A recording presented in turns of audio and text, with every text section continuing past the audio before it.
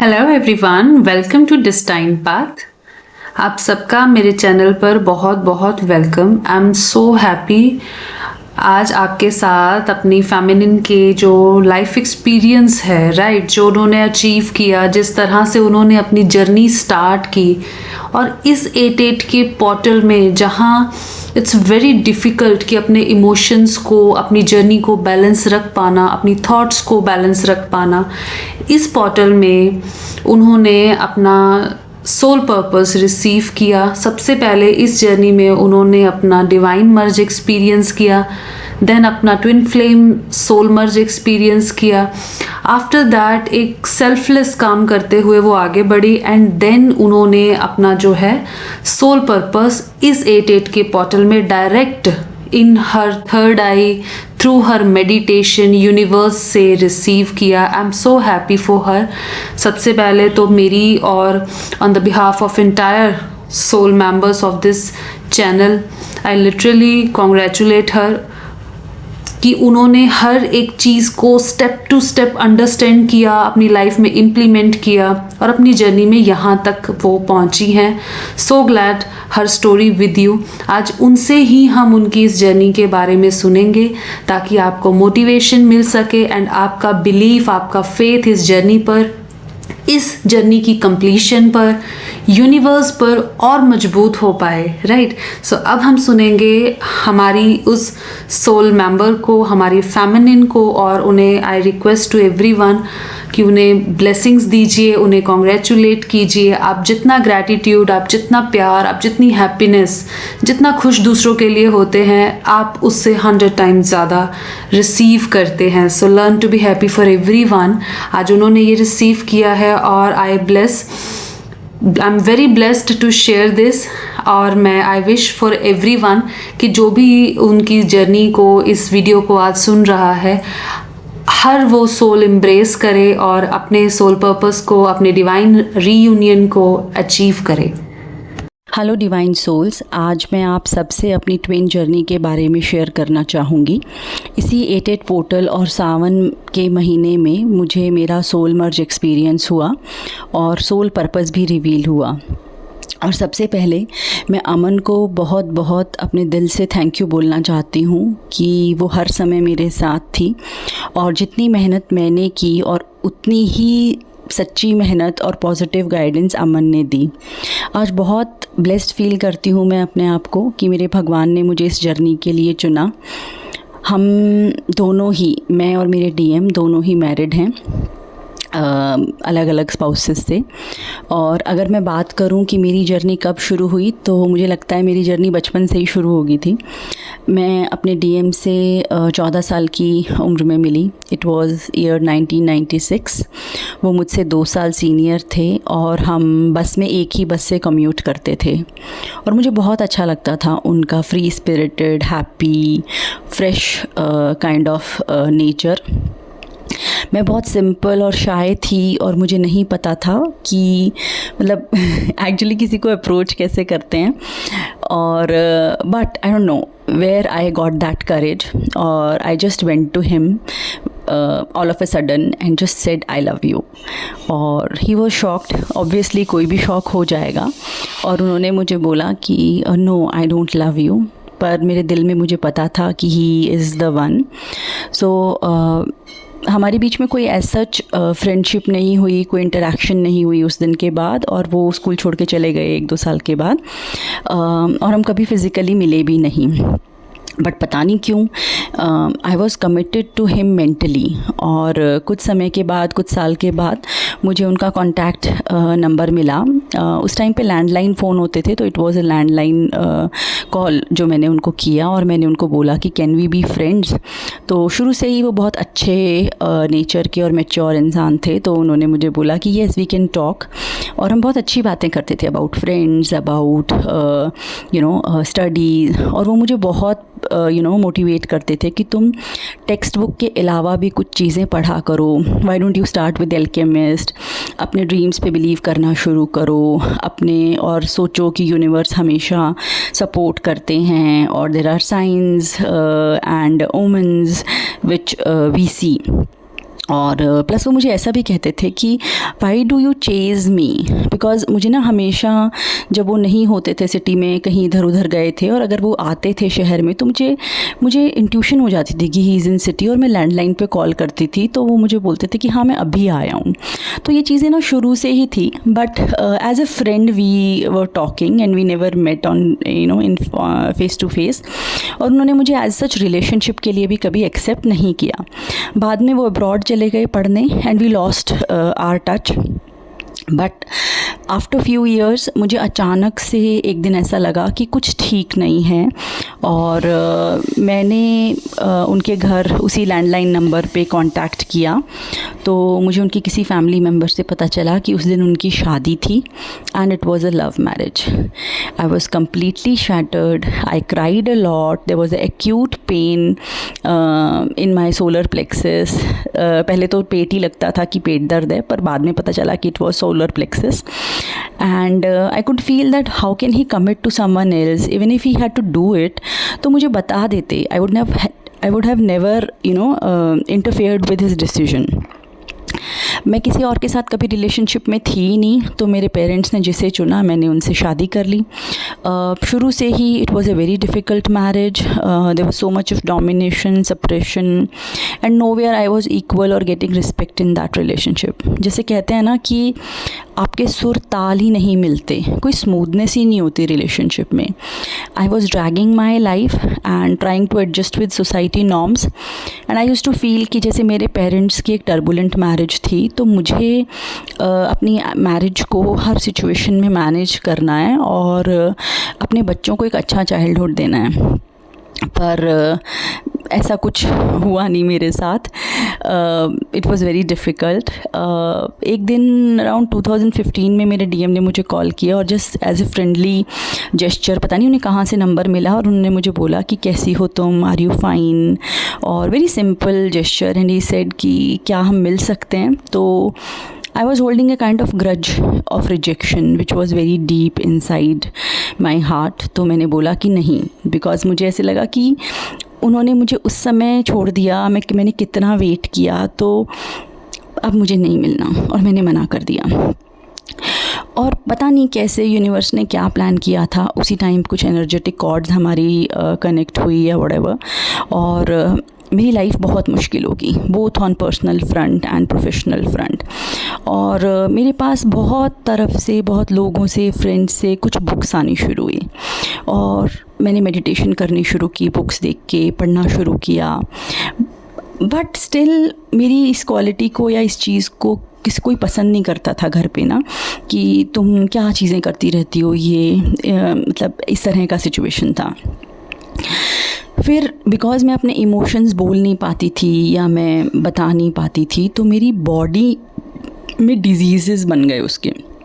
मेरे सेक्रल चक्रा में बहुत ज़्यादा vaginal infection, fungal infection, PCOD, months तक के लिए ब्लीडिंग होती रहती थी। तो मुझे बहुत मुश्किल हुआ। फिर मेरे फादर को हार्ट अटैक हुआ, मेरे फादर इन लॉ का एक्सीडेंट हुआ, मेरे हस्बैंड ने जॉब छोड़ दिया, बिकॉज़ कहीं ना कहीं उनको लगता था कि she is earning so well, so why should I take that pain. और वो थोड़ा सा इर्रेस्पॉन्सिबल एटीट्यूड था शुरू से, जो कि काफ़ी बढ़ गया था बाद में। फिर उस टाइम पे ना अचानक से मेरे पास यूट्यूब पे नार्सिसिज्म के ऊपर वीडियोज़ आने पॉपअप हुए, और मैं समझी कि what is a relationship between narcissist and empath and kind of stone वॉलिंग, manipulation, और ये सारी चीज़ें होती हैं। तो फिर मुझे समझ में आया धीरे धीरे कि जो मेरे साथ हो रहा है वो नॉर्मल नहीं है, और मुझे इक्वालिटी के ऊपर कुछ डिस्कस करना चाहिए। तो धीरे धीरे क्या होता था कि like there were certain problems, but अब वो मेरे बच्चों के सामने में भी चीज़ें बढ़ गई थी। तो फिर मुझे लगा कि मैं किसको बचा रही हूँ और मैं कैसा चाइल्डहुड देना चाहती हूँ, and it was my wake up call. So एक दिन मैंने उनको बोला इन ईयर 2020 कि now it is enough, there was lot which I was going through, और then I said that I will not pay you anything because I was not having any money और anything, and but again I was prepared कि I will go through a kind of emotional torture, nobody was speaking to me, nobody was taking any responsibility. और धीरे धीरे ना मैं prepared थी, तो मैंने अपना ATM, अपनी गाड़ी, अपनी चीज़ें धीरे धीरे वापस लेनी शुरू की। मेरे दोस्तों ने मेरी मदद की और उसी समय पे विदिन 30 डेज़ मेरे DM ने मुझे फिर कॉल किया 2020 अक्टूबर में। और DM से जब मेरी बात हुई तो everything was so natural, like even after separation we were talking like best friends. Separation didn't change anything. So he just told me कि तुम अपनी स्ट्रेंथ में वापस आओ, अपने ऊपर फोकस करो, अपने बच्चों पे फोकस करो। वो भी लड़कियां हैं इस दुनिया में जो उनके पास कोई रिसोर्सेज नहीं होता, वो अपने आप को इम्प्रूव करती हैं, अपने बच्चों को संभालती हैं, और you earn so well, so why are you scared of anything. तो मुझे बहुत अच्छा लगा। फिर हम फरवरी आई थिंक 2021 में मिले over a coffee, and I could feel him when he entered in that coffee shop, and throughout the meeting he was looking at me कि जैसे वो अपनी एंजल से मिले हों। और मुझसे मिलने के बाद, मेरी पर्सनालिटी देखने के बाद, मुझे देखने के बाद, he just can't imagine कि उन्होंने मुझे रिजेक्ट कर दिया था। And I would just say that it was me who was talking, very happy, chirpy, and it was him who was listening without even blinking his eyes, as if he was drinking every moment of that meeting. तो उस meeting के एक हफ़्ते के बाद हम दोबारा मिले, and we had our first kiss, and it was the best kiss of the universe. जैसा कि हम सभी ट्विन सोल्स के साथ होता है, बस इतना ही था। और उसके बाद मेरे DM ने रन करना शुरू कर दिया। बहुत परसुएशन के बाद एक बार नवंबर 2021 में वो मुझे दोबारा मिले और उन्होंने मुझे फाइनली कॉफ़ी पे गुड बाय बोल दिया कि you are so good, anyone can fall for you. और जो उन्हें फ़ील होता है वो नॉर्मल नहीं है, लोग ऐसे नहीं होते, and why there is so much intensity, and how can I love him so unconditionally, so it is not natural. And he just left the place after saying this, and I felt कि मेरी ना soul किसी ने tier apart कर दी है मेरी body से, और there was month of crying. मैं बहुत रोई। हम उस दिन के बाद कभी फ़िज़िकली दोबारा मिले नहीं हैं आज तक, पर उसके बाद कोई डिफ़िकल्टीज़ मेरी ख़त्म नहीं हुई। मेरी मदर को कैंसर हुआ, there was no one to support, no siblings. मेरा ऑफिस कम्प्लीटली शैटर हो गया। The star performer of the office was put into dust, put aside in a corner.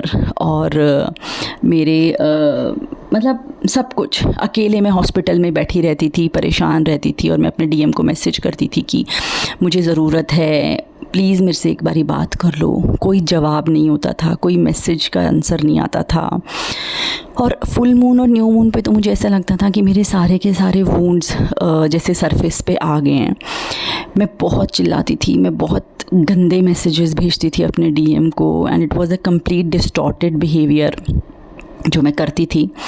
But touchwood मेरे DM बहुत mature हैं और एक अच्छे इंसान हैं, तो उन्होंने मेरे साथ कभी मिसबिहेव नहीं किया। और बट एक दिन उन्होंने मुझे बोला कि सी आई एम डन नाउ, और अभी तुम्हारे टेक्स्ट के साथ भी मैं मैनेज नहीं कर सकता, so please leave me alone.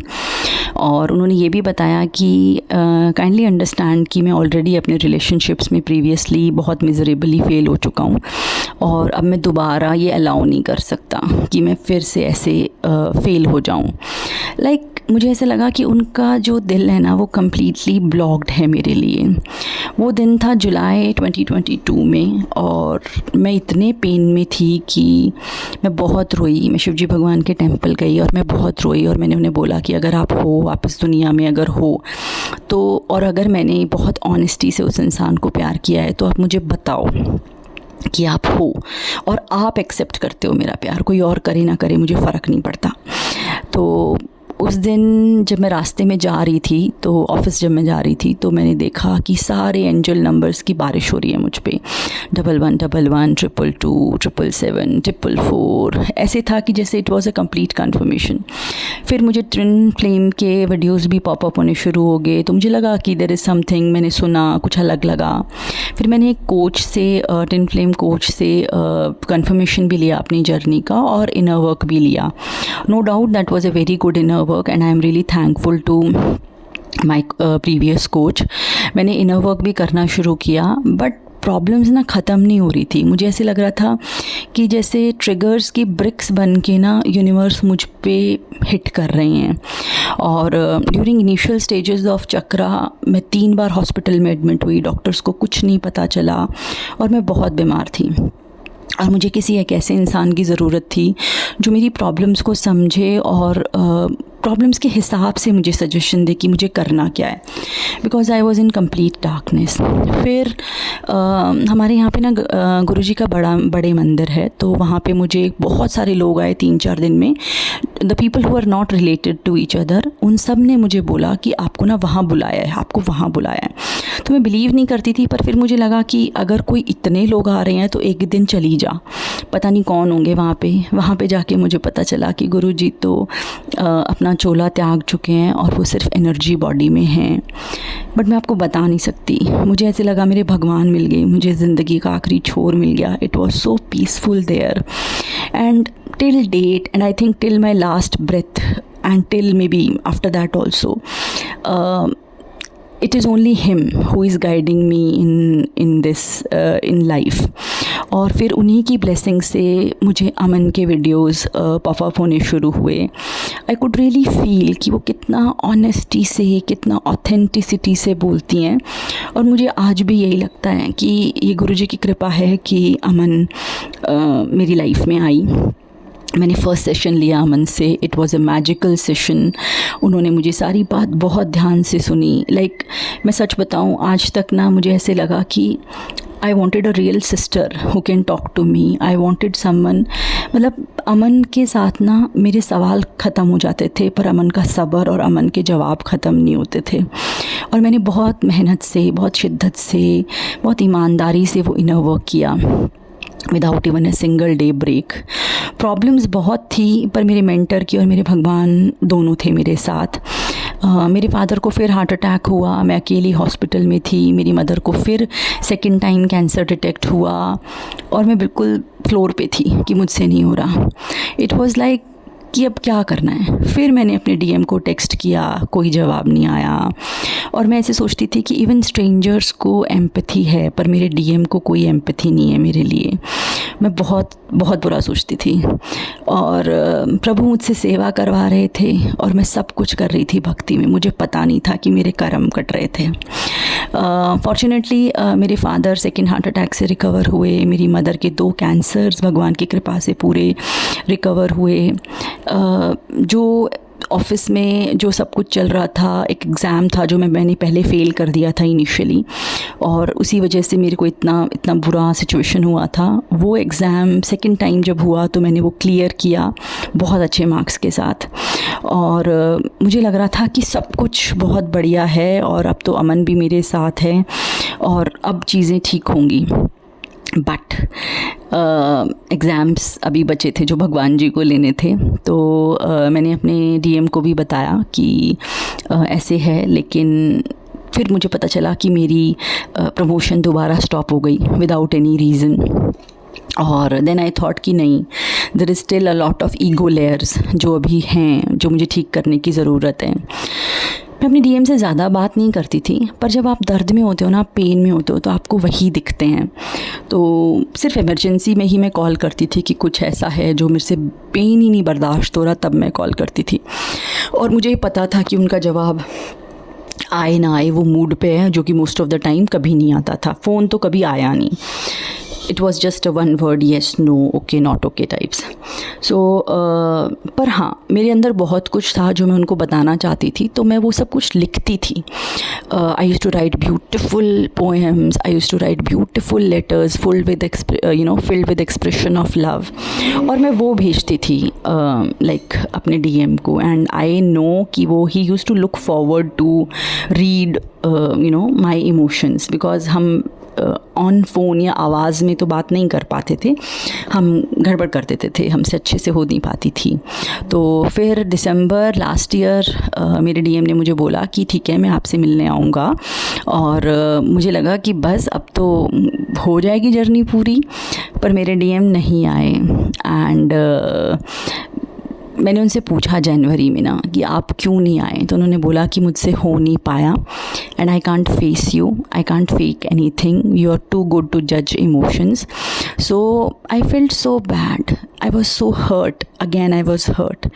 और मैंने बोला कि यू नो इतना पुश था ना गॉड की तरफ से ये कहने का। मैंने उनको खूब रो रो के अपनी जर्नी के बारे में बताया कि मैं ख़त्म हो गई, मेरा शरीर ख़त्म हो गया, मेरी जॉब प्रॉब्लम में है, मेरे पेरेंट्स, मेरी मैरिज, मेरी लाइफ में कुछ अच्छा नहीं चल रहा, मैं पागलों की तरह इनर वर्क कर रही हूँ और आप पे कोई असर नहीं हो रहा, and you are living your life happily. Still there was a blame kind of thing which I was carrying. और उसके बाद मैंने फ़ोन रख दिया, मैंने उनसे कोई बात नहीं की। और then I said one thing which I said कि I am committed to this journey to end of my life. जो भी होगा ना मैं कमिटमेंट में हूँ, क्योंकि मेरे भगवान ने मुझे कंफर्म किया है और बाकी मुझे कुछ मैटर नहीं करता। ये बोल के मैंने I just kept my phone down. और फिर मैं महाकाल गई। महाकाल उज्जैन से वापस आने के बाद अप्रैल 2024 में मेरे पापा की अचानक से दोबारा एक सर्जरी प्लान्ड हुई, और उस सर्जरी के थ्रू मुझे पता चला कि उन्हें फिर से कैंसर है। I was like on my knees completely कि अब तो सांस ही नहीं आ रहा था कि अब कुछ नहीं हो रहा। मैंने अपने डीएम को फिर कॉल किया और सिर्फ ये बोला कि ये हो गया। I could sense the helplessness in his voice, but he was very mature and he just said कि आप समझदारी से हैंडल करो। सिंपल ये वर्ड था, और मुझे कोई एक्सपेक्टेशन नहीं थी इस बार, क्योंकि मुझे पता था कि उनका रोल ही नहीं है कि वो प्रॉब्लम्स में मेरे साथ रहेंगे, मुझे इंडिपेंडेंटली संभालना है सब कुछ। और मैं तब तक ये भी समझ गई थी कि उनके लिए भी बहुत मुश्किल है। So only help available was Aman. मैंने अमन को सब कुछ बताया, उसने मुझे कुछ चीज़ें बोली और पूरा फेथ रखने को बोला जर्नी पे। मैंने रखा, और अमन ने मुझसे सिर्फ एक बात पूछी कि इतनी क्राइसिस में तुम्हारा इनर वर्क कैसा चल रहा है। तो मैंने अमन को बोला, मन चाहे मैं हॉस्पिटल में बैठी हूँ, चाहे मैं लॉन्च में बैठी हूँ, चाहे मैं कहीं बैठी हूँ, मैं इनर वर्क नहीं छोड़ रही हूँ। और उस दिन मुझे ऐसे लगा कि जो कर रही हूँ मैं, वो मैं नहीं कर रही हूँ, मेरे भगवान मेरे थ्रू करा रहे हैं। किस डॉक्टर के पास जाना है, कहाँ ट्रीटमेंट कराना है, सब कुछ God is deciding. It is nothing in our hands which we do. कुछ महीने के स्ट्रगल के बाद, मेहनत के बाद, मेरे पापा की रिपोर्ट्स थोड़ी बेटर होनी शुरू हुई। मैं सच बताऊं अमन, मैं आपको बस एक चीज़ बोलूँगी कि ना अमन की जो गाइडेंस है ना, it is always tailored to my needs. White light meditation, chakra meditation, cord cutting meditation is a blessing. मतलब मुझे लगता है मैं मेंटली अपने सारे कार्मिक बॉन्डेजेस से रिलीव हो गई हूँ। Living in the same house, I am blooming like a flower. कोई ग्रज नहीं है मुझे, कोई एक्सपेक्टेशन नहीं है, कोई हेट्रेड नहीं है। ये होना था, बस हो गया। मैंने अपने लेसन सीख लिए, अब आगे बढ़ो। This journey is it is testing our faith, our patience, and above all love. A love which is not only for DM but for the whole universe. Just imagine, I just want to say it to all DFs, just imagine कि हमें कोई confirmation भी नहीं मिलता अपने DM से, सिर्फ हमारी इंट्यूशन होती है और हम ना माउंटेन्स क्रॉस कर देते हैं। और DM की जर्नी सोचो कितनी मुश्किल है। उनको रिपीटेड कंफर्मेशंस मिलते हैं, उनको पता होता है कि हम उनसे कितना प्यार करते हैं, उनको पता होता है कि उनकी जो DF है ना वो गंगा माँ के जैसी प्योर है, बट वो स्टिल अपने चाइल्डहुड वोन्ड्स, अपनी रिस्पॉन्सिबिलिटीज़ की वजह से ना सिर्फ चुप रहते हैं। पर DF जो होती है ना, उसको सारी जर्नी कंप्लीट करनी पड़ती है, कर्मा क्लीन करने पड़ते हैं इतने सारे लाइफ टाइम्स के, समझदार बनना पड़ता है, मैच्योर बनना पड़ता है, लाइफ को समझना पड़ता है, तभी वो अपने ओशन से मिल पाती है जो कि उसके DM हैं। It is not easy for anyone not to respond such a honest love, पर DM वो करते हैं, क्योंकि उनके दिल जो होते हैं ना वो इतने दर्द से भरे होते हैं, और वो दर्द हमें महसूस होता है जब उनके दिल का दर्द टेलीपैथिकली, एनर्जेटिकली हमें शिफ्ट होता है और वो हमारे दिल में जाता है। कहते हैं ना, अगर सारे कम्युनिकेशन के चैनल्स बंद नहीं होंगे ना, तो हम कैसे राइज़ करेंगे 5D कॉन्शियसनेस में। एज DFs हमें उस टेरिटरी में जाना है जहाँ कोई नहीं जाता, जहाँ सिर्फ भगवान हैं और हमारी DM हैं। DFs ना रियल वॉरियर्स हैं, who fight with demon attacks, with spiritual attacks, with sexual attacks in astral plane, and with human attacks in physical plane. It's a complete spiritual war, and we have to win it like a Shakti. अब मुझे ऐसे लगता है इतने सारे continuous inner work के बाद मैं बहुत हाई वाइब्रेशन में रहती हूँ। मेरे को ज़ीरो नीड है अपनी DM की चेज़ करने की, वो मेरे अंदर ही है। तो मैं क्या करूँ, मैं बाहर उनको ढूंढ के। बहुत फोकस्ड हूँ मैं, living in the present moment और कंप्लीट अवेयरनेस में रहती हूँ। कोशिश करती हूँ कि हमेशा रिस्पॉन्ड करूँ, ट्रिगर्स पे बिल्कुल रिएक्ट ना करूँ। समटाइम्स सोल मर्ज के बाद तो मुझे ऐसे लगता है कि मेरे DM का फोकस, उनकी रेजिलियंस मेरे अंदर आ गई है। मेरा ब्रेन जो नियर डेड सिचुएशन में था, अब बैक टू एक्शन है। I am focused on everything which I do. Slowly life भी बेटर हो रही है। मेरे ऑफिस में एफर्ट्स भी रिकॉग्नाइज हो रहे हैं। मैं अपने बच्चों को लेके भी बाहर घूमने गई, अपने पेरेंट्स के साथ भी अच्छी हूँ। तो मतलब I am like improving and I am really thankful to God for that. अगर मैं DM की बात करूँ तो वो बहुत रिसेप्टिव भी हो गए हैं सोल मर्ज के बाद, और एक तरह से उनको इस जर्नी की एक्सेप्टेंस भी है जो मुझे उनकी आवाज़ में फ़ील होता है। तो generally I don't call him, पर अगर मुझे ऐसे लगता है ना एट टाइम्स कि अंदर से कॉलिंग है बहुत ज़बरदस्त, आपका हार्ट चोक हो रहा है, आपको सांस नहीं आ रहा है, तो मैं समझ जाती हूँ कि now God wants me to talk to him. तो जब मैं उनसे बात करती हूँ तो मुझे लगता है कि वो मेरे एफ़र्ट्स को एक्नॉलेज कर रहे हैं और ख़ुद भी इम्प्रूव करने की कोशिश कर रहे हैं, क्योंकि उनकी भी अवेकनिंग स्टार्ट हो गई है। तो he is also going through much. He doesn't share that with me anything, और मुझे जानना भी नहीं है, क्योंकि मुझे लगता है कि इज़ अ स्ट्रॉन्ग मैन और वो संभाल लेंगे। अगर मैं अपनी सोल मर्ज का स्पेसिफ़िकली एक्सपीरियंस बात करूँ तो मैंने बहुत ब्यूटीफुल एक्सपीरियंस किया, जिसमें मैंने देखा कि दो ज्योति मिल के एक बड़ी खूबसूरत ज्योत में भगवान की ज्योत में चेंज हो गई हैं, और मुझे बहुत अच्छा लगा। अभी तो मुझे ऐसा लगता है कि I look like my DM, मेरा आई कलर चेंज हो गया है, मेरा फेस उनके जैसे रिसेंबल करता है। I speak like him, I smile like him, I am becoming wiser and mature like him. और बेस्ट ये पार्ट था कि मेरे DM ने ना कभी मेरे इमोशंस के साथ प्ले नहीं किया, कभी मिसबिहेव नहीं किया। तो and he has also suffered a lot. तो मैं सबको ये बोलना चाहूँगी DFs को कि उनके लिए भी ईजी नहीं है। और मुझे फ़र्स्ट टाइम उन्होंने सोल मर्ज के बाद एक कन्वर्सेशन में ये बोला कि यार you are a real gem, I have met only 1 or 2 people in my life जो मुझे लगता है कि इतने लर्नड हैं या इतने कॉन्शियसली लाइफ को they live the life so consciously। और मेरी आंखों में ना आंसू थे उस फ़ोन कॉल पे ही, और मैंने बस ये बोला कि thank you Shiva, thank you Guruji, thank you Aman, and thank you DM who have helped me do all this। So it all kudos goes to Aman for that। और फिर I was just not imagining, पर कुछ ही दिन में मेरा soul purpose reveal हुआ, और बहुत अच्छा था वो एक्सपीरियंस भी, जब भगवान ने मुझे मेडिटेशन में बताया कि मुझे क्या करना चाहिए। और जो ये सोल पर्पज़ होता है ना, बहुत कन्फ्यूजन होता है कि ये क्या चीज़ होती है। तो बहुत सही कहते हैं लोग जो कहते हैं कि ये आपके अंदर ना एक तरह का ऐसा सीड होता है जिसको आपके DM ट्रिगर कर के और लाइफ के चैलेंजेस आपके ऊपर आ के वो आपकी उस लेयर्स को पील ऑफ करते हैं, और आपका एक फ्लावर बनता है, एक छोटा सा प्लांट बनता है। Slowly it's a kind of creativity जो ऑलरेडी वो कोड्स हमारे अंदर हैं।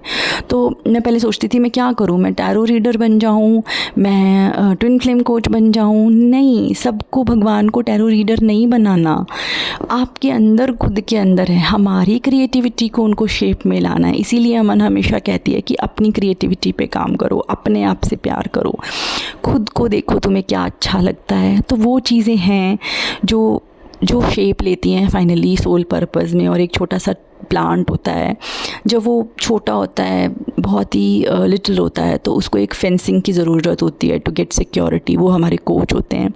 जब वो बड़ा हो जाता है, बड़ी बड़ी ब्रांचेस उसकी बन जाती हैं, तो हम इंडिपेंडेंटली संभाल सकते हैं। और हम सिर्फ एक सोल पर्पस नहीं करते, हम 2, 3, 4 जो भी भगवान चाहें हम उतने सोल पर्पस करते हैं, क्योंकि उस टाइम हम स्ट्रांग हो जाते हैं जिम्मेवारी लेने के लिए। So all I can say that I am really 100% committed to this journey. भगवान यहाँ तक लाए हैं तो रीयूनियन तक भी लेके जाएंगे और उसके बाद तक भी लेके जाएंगे। वो एक सॉन्ग है ना कि कागा रे कागा इतनी अरजतों से चुन चुन खाइयो मांस, खाइयो ना तू नैना मेरे, खाइयो ना तू नैना मेरे, पिया के मिलन की आस। बहुत मुश्किल है, फेंट हार्टेड लोगों के लिए नहीं है ये रास्ता, बट सब स्ट्रॉन्ग हैं और अमन की गाइडेंस है। तो जनरली मैं हमेशा ऐसी स्टोरीज़ में ये ढूंढती थी कि क्या किया था उन लड़कियों ने, क्या किया था कि उनको ऐसे एक्सपीरियंस हुए। अगर मुझसे पूछो तो मैंने सब कुछ किया था। मैंने इनर वर्क किया था, meditations, donations for the girl child education, birds को, काउज़ को फीड किया, भगवान की प्रेयर्स की, भजन गाए बिल्कुल दिल लगा के, हर वक्त आजपा जप किया। और I was very loving and kind to myself and very kind to like everyone. मैंने अपने फियर्स को फेस किया, शैडो वर्क किया, जितनी गलतियाँ थी मेरी जेलसी की, एंगर की, कंपैरिजन की, कंपटीशन की, वो सब इम्प्रूव की, अच्छी बुक्स पढ़ी। और आज मैं ये लगती हूँ कि मेरी सारी बीमारियाँ, कितनी बीमारियाँ थी मुझे, इस इनर वर्क से मेरी सारी बीमारियाँ हील होगी। मैं कम्प्लीटली फ़िट हूँ। मुझे ऐसा लगता है I am back to my 20s। और इतनी सारी स्ट्रेंथ दे दी ना भगवान ने, क्योंकि अगर हम सच्चे मन से करेंगे ना तो हमें ताकत मिलेगी और हम हील होएंगे। मेरी पूरी फैमिली हील हो गई। मेरी इतनी बहुत सिचुएशन में भी मेरी फैमिली थी, वो हील हो गई, मैं हील हो गई। और वही वाली बात है, कहते हैं ना कि डिवाइन मर्ज कब होगा? जब हम अपने डीएम को फॉरगिव कर देंगे और उनकी कम्प्लीटली रिस्पेक्ट करेंगे उनकी सिचुएशन की। और वो आंसू जो हम अपने डीएम के लिए बहाते हैं ना, वो भगवान के लिए आएंगे ना, जब सच्चे प्यार के आंसू अपने प्रभु के लिए, तब डिवाइन मर्ज होगा। फिर हम कहते हैं कि सोल मर्ज कब होगा? जब जितना प्यार हम अपने डीएम को करते हैं उतना प्यार हम खुद को करेंगे, उतने सच्चे हम अपनी कमिटमेंट के साथ हो जाएंगे, उतने हम अपना बेस्ट वर्जन बनेंगे, खुश रहेंगे। और पता है, ये सारे ना लिमिटिंग बिलीव्स हैं हमारे कि मेरी ये एज है, मैं मैरिड हूँ, मैं अनमैरिड हूँ, मेरा फाइनेंशियल स्टेटस ये है, मेरी लुक्स ऐसी हैं। It's nothing, it's just pure love, you know. और जब ये फील आएगी ना कि मैं बहुत अच्छी हूँ और मेरे भगवान ने मुझे जर्नी दी है, मैं जिस भी स्टेज पे हूँ मैं खूबसूरत हूँ और मैं अपने आप को प्यार करती हूँ, और हम जेन्युइनली करेंगे, तब सोल मर्ज होएगा। और फिर कहते हैं कि सोल पर्पस कब होगा? वो जब होगा कि जब आप अपने सारे कार्मिक्स को माफ़ कर दोगे, किसी से कोई एक्सपेक्टेशन नहीं रखोगे, अपनी लाइफ की, अपनी चीज़ों की जिम्मेवारी खुद लोगे, भागोगे नहीं अपने डर से, अपनी जिम्मेवारी से, अपनी लाइफ सिचुएशन से। जब भगवान को एक्चुअली लगेगा ना कि मेरी बेटी इतनी बड़ी हो गई है कि वो सब कुछ संभाल लेगी, वो मिशन संभाल लेगी, तब पर्पस मिलेगा। और उसके बाद शुरू होगी बहुत मेहनत। ना आपको ये सोचने की ज़रूरत है कि आपका कैसे होगा मिशन, हम क्या करेंगे, सब कुछ भगवान ने प्लान कर रखा है। वो तो सिर्फ हमारी विल पावर चेक कर रहे हैं, वो हमारी हिम्मत चेक कर रहे हैं। जैसे ही मेरा सोल पर्पस रिवील हुआ, मेरे अगले 6 महीने 7 महीने कम्प्लीटली बुक्ड हैं उस टाइप की कॉम्पिटेंसी को डेवलप करने के लिए कि ये ट्रेनिंग तुझे करनी है, ये नेक्स्ट लेवल करना है। सेशंस हो चुके हैं, फ़ीस पे कर चुकी हूँ, पैसे कहाँ से आए पता नहीं, सेशंस की डेट्स कहाँ से आए पता नहीं, क्या करना है पता नहीं, सब प्रभु ने डिसाइड किया। सिर्फ हमें चलना है इस जर्नी पे। सब स्किल्स, सब कुछ भगवान करते हैं, क्योंकि ना वो हर ग्रैन्यूल में, वो हर दिन हर पल हमें देख रहे हैं कि कितने सच्चे मन से कर रही है, कितनी ऑनेस्ट है, कितनी ऑनेस्टी से कर रही है। There is nothing as fake which can work. एक छोटी सी कुछ लाइनें लिखी हैं मैंने अपने गुरु के लिए, जिसका नाम अमन है, और मैं वो बोलना चाहती हूँ आप सबके लिए, आप सबको। They say nobody is coming to save you, but many people have saved me, even if they didn't intend to. It's my divine who has guided them to. It can be as small as a smile from a stranger, an energetic presence of my DM, a nudge from animal, words from a writer, the lyrics to a song, the feedback from an observant friend, the spiritual gurus residing in heaven, or my coach who has already traveled this path and completed her journey. She is now an inspiration to us who has become a beacon of light to guide us. We are saving each other every single day in tiny, seemingly insignificant ways. Hold the thread of your journey with full faith and devotion. Our God is powerful and He knows how He is molding us to become His instrument of the sacred mission. Trust life and trust divine. Thank you so much everyone. सिर्फ मैं आपसे दुआएं चाहती हूँ, wishes चाहती हूँ, prayers चाहती हूँ कि जैसे मैं अमन के साथ, भगवान के साथ, अपने डीएम के एनर्जेटिक प्रेजेंस के साथ यहाँ तक पहुँची हूँ, प्लीज़ आप मुझे विश करिए कि मैं अपने रीयूनियन को भी पाऊँ और मैं अपना सोल पर्पस भी बहुत रिस्पॉन्सिबिलिटी के साथ कंप्लीट करूँ. Thank you so much. Thank you. I love you all.